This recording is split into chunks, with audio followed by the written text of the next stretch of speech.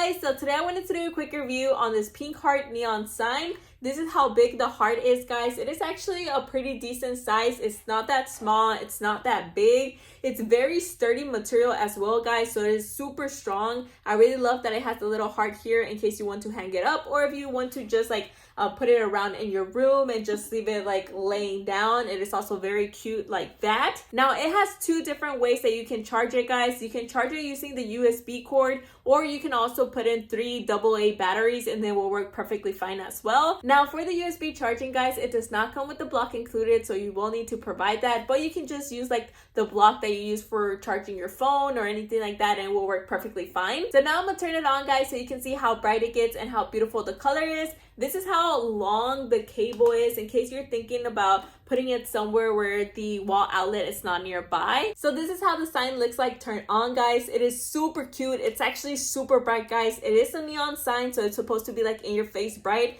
I don't even think the video makes it justice of how bright it can get, but it is super cute, guys. Very adorable. It will make a great gift now that the holidays are coming up, or if you just wanted to decorate like your room or your little girl's room, it will be perfect for that. It is super cute, very adorable, very bright, and I would definitely recommend it.